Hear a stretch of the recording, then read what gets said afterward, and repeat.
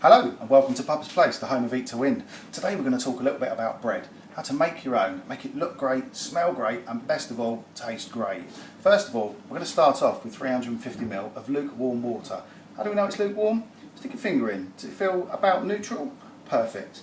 Then we're going to add in some dark muscovado sugar. This is great, it's unrefined, no artificial anything's added. Perfect when you're on a clean eating diet. Can you give that a little bit of a stir? And then we're going to throw in our yeast. Now this needs to be activated, hence why we add in the sugar first. It gives the yeast something to feed off of. You see it spinning around there. I'm now going to set that to one side.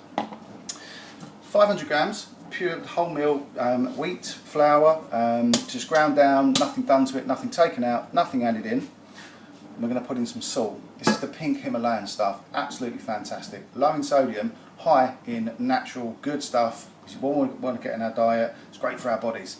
I'm going to throw that in there. I'm going to give that a little turn around. Now, I'm going to pop this over here on my stand mixer.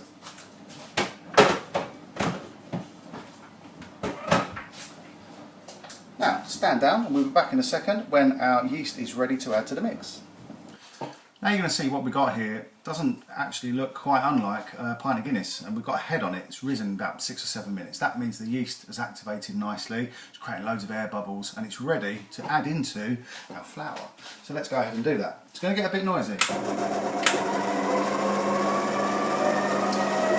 we'll start off slowly. Now the top tip is while it's going around, try and add in about 2/3 of the liquid that we've got here. Just leaving a third of it back, just because once it's combined it's starting to stick around the edges. So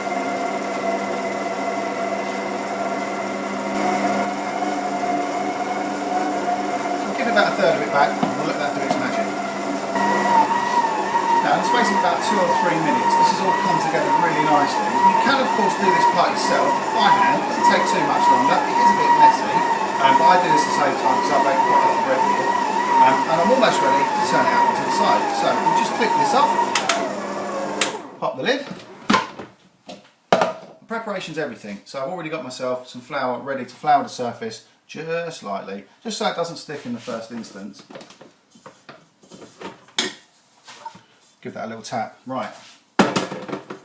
Now, what I'm about to do here is I'm trying to create as much of the gluten, the elasticity that you see in bread. Nice spongy bread with air bubbles has got lots of gluten in it. You often hear gluten referred to in a bad way, people who have an intolerance to it, but we're just baking a plain old loaf of bread here, so we won't worry about that too much. Now, flour my hands, flour the bread, and I'm going to just start to knead it in with the palms of my hands. Pushing it together, you'll find it's going to get a little bit sticky. Add a bit more flour if necessary. We don't want to go too heavy on the flour because it'll end up quite dry. I'm just folding it back on itself, bringing it back together, pushing it in with the heels of my hands, right there. Can you see that? Bringing it around. Now, this process will go on for about 10 minutes. And what I'm feeling at the moment is quite warm dough, which is great.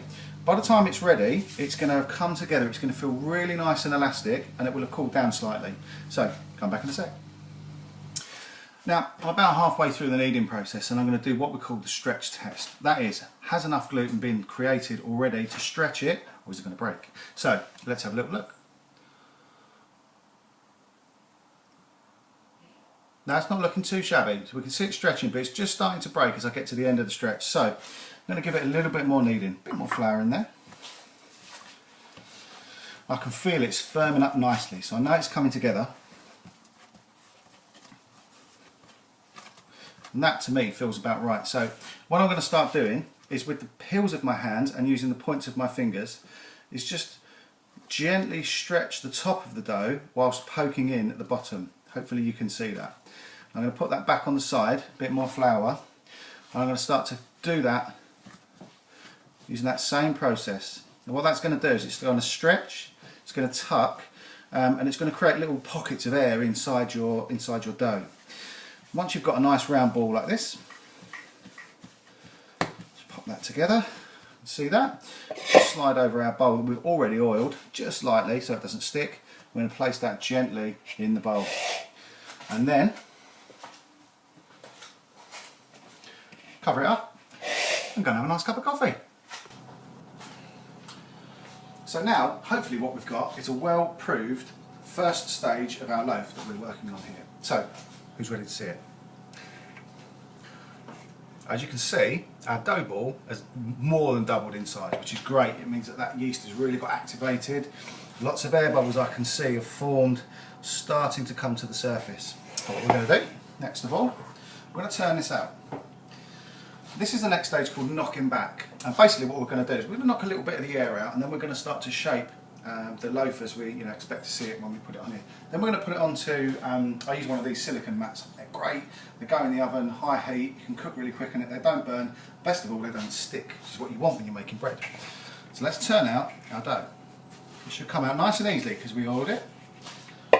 As you can see, lots of air bubbles formed in the bottom. Now what we're going to do first of all, just flour the top slightly, and we're just going to start to gently just knock some of the air out. See, it's becoming flat. We're not going to beat the heck out of it, all right? We don't want it completely flat like a pancake. What we're now going to do, this is dead simple, just going to fold it back in on itself. You see we're creating pockets of air once again. And back to that process we used in the first stage, where we stretch. Remember, we're looking to stretch the dough, not break it, and tuck with our fingers. We're going to just start to shape the bread up into what we call a ball. So it's a ball basically. We'll try and get a dome. We want a good seal on the bottom, so you start to feel that sticking together with your fingers, you know you're on the right track. And we also want it to be quite smooth, so we're just sort of brushing the top over here.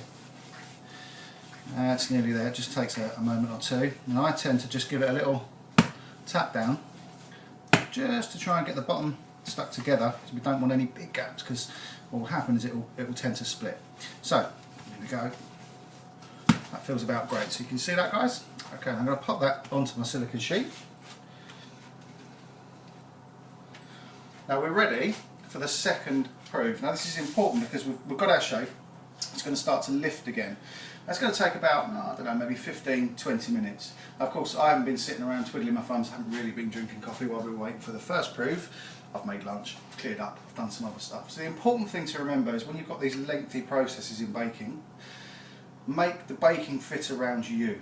Okay, so you could even get up in the morning while you're having your first cup of coffee, have the bread in the mixer or have it proving, and just fit it around your morning schedule. And then by the time you get your morning schedule out of the way, you're taking the kids to school, whatever it is you need to do, you've got bread ready for a nice bit of toast breakfast or for your lunch a bit later on. So let's let that sit there. We're going to pop the tea towel over again just to stop it from drying out a little bit, and we'll be back in a sec. While we've been waiting for that to prove for the second and final time, we've got the last few bits and pieces together that we need. We're going to start off with an egg, which we need to crack, give it a bit of a whisk up. You'll see, I'll explain. Let me show you something. You can see here is that our ball has risen again. Lovely shape, looks nice and smooth. Nice, firmness to it, but you can feel the sponginess is there as well. So what we're going to do is we're just going to give it a quick glaze on top with a bit of beaten egg. Deadly simple. Everyone can do this at home. Just take a fork, give it a bit of a whisk up. You want to combine it nicely because you don't want separated bits of egg over the top of your loaf. Now,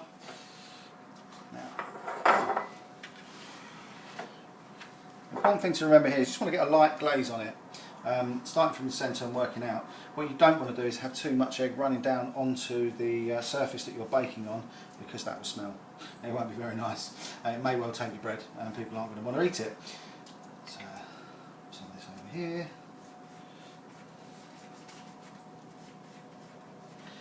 Okay, now, there's a couple of reasons we're doing this.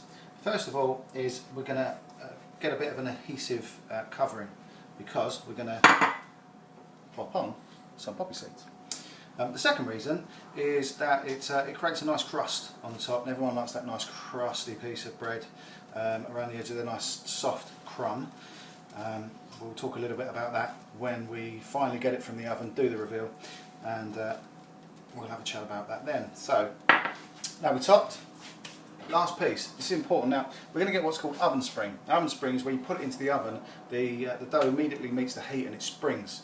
Now what will happen is if you don't create little releases for the gas to escape, the steam to escape, it will split, it will crack. It's okay, it will taste great, more crispy bits, but it won't be good for cutting and slicing into for your toast and your sandwiches, etc. So I'm going to take a really sharp knife. I just used a really small one here, and I just will criss and cross the top of the ball. Simple as that. Hopefully you can see that. It's a little bit tricky to do. without it sliding off. Now we're ready for the oven.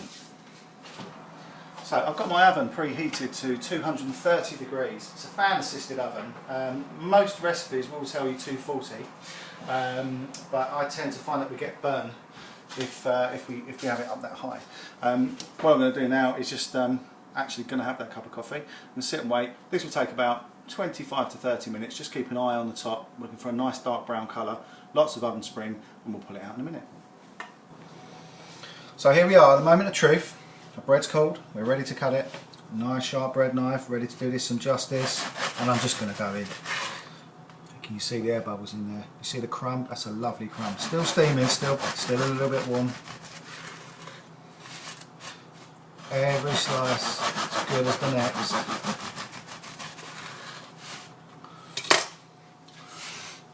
I was joking about the toast.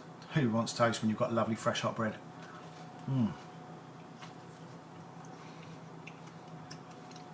Beautiful.